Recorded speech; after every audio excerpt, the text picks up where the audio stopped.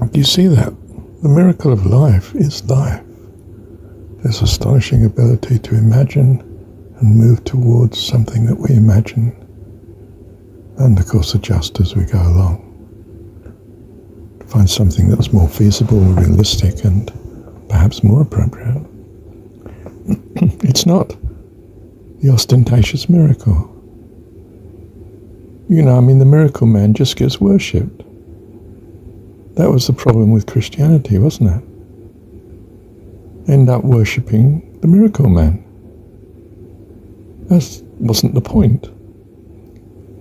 You couldn't even hear the point, the message, which was nothing to do with pagan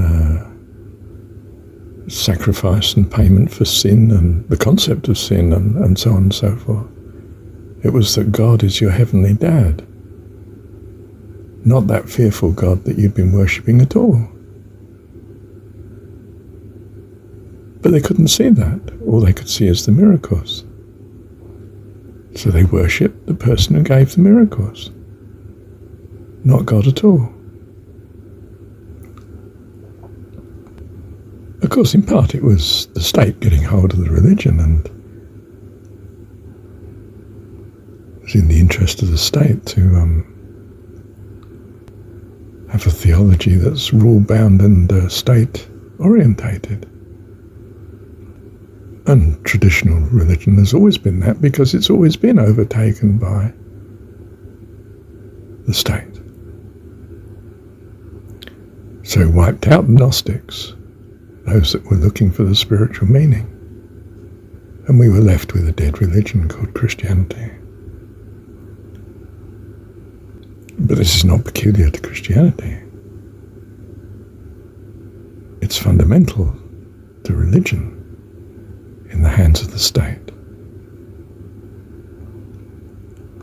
Why is that? Because the state has power, but it's not a person.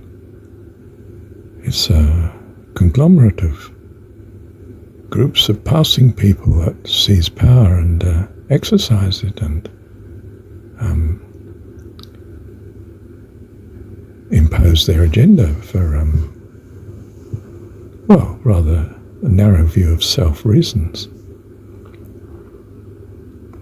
Can the state be reformed? No, of course not. It is what the world is.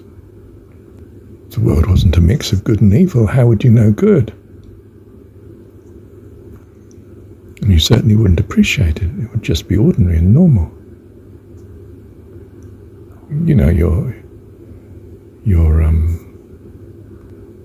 Your rights, nothing to do with the goodness and the love and the kindness of God. And in case you start to think that way, of course, we get rid of a God that is loving and kind, and prefer one that is judgmental and dominant. Because, of course, narrowly selfish man is of narrow interest and dominant in that regard. And as we know, they become a nightmare to each other.